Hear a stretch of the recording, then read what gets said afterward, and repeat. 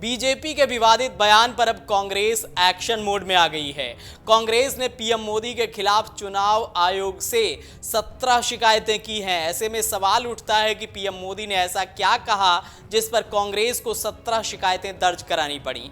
PM Modi ने कहां पर क्या कहा है वो भी हम आपको बताते हैं। दरअसल पहले चरण के मतदान के बाद दूसरे चरण की वोटिंग की तैयारियों में सभी चुनावी पार्टियां जुट गई हैं। दूसरे चरण की लड़ाई में अब नेताओं की जुबानी जंग भी तेज हो गई है, जिस पर इन दिनों राजनीति में जमकर बहसबाजी हो रही है। इसी कड़ी में पीएम मोदी के एक बयान पर कांग्रेस ने एक नई राजनीतिक राग छेड़ दी है।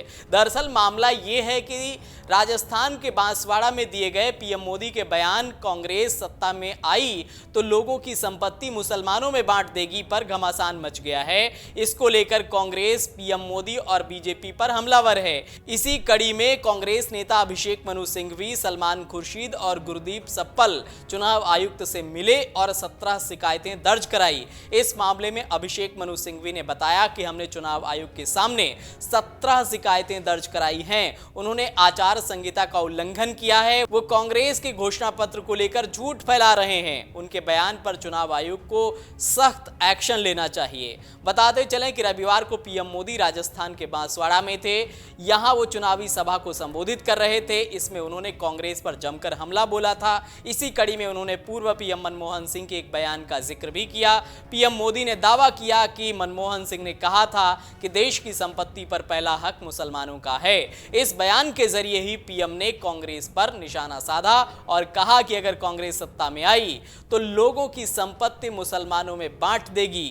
ये शहरी नक्सली मानसिकता माताओं बहनों के मंगलसूत्र भी नहीं छोड़ेगी।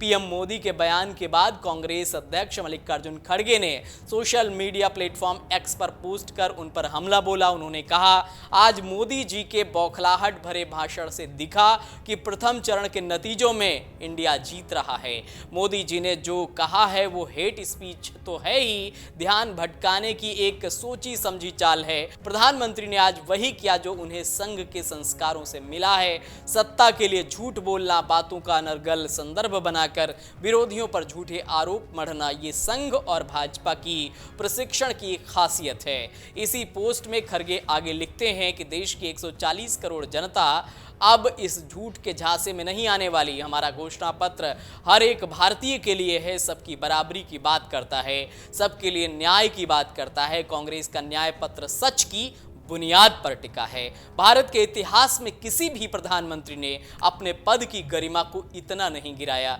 जितना मोदी जी ने गिराया है। तो अब पीएम मोदी के बयान पर दोनों तरफ से बहसबाजी हो रही है। मल्लिकार्जुन खड़गे ने जमकर प्रधानमंत्री नरेंद्र मोदी पर निशाना साधा है। अगर आप ये वीडियो YouTube पर देख रहे हैं तो हमारे चैनल को सब्सक्राइब करें और बेल आइकन को दबाना ना भूलें। अगर आप Facebook पर ये वीडियो देख रहे हैं तो हमारे पेज को लाइक करें।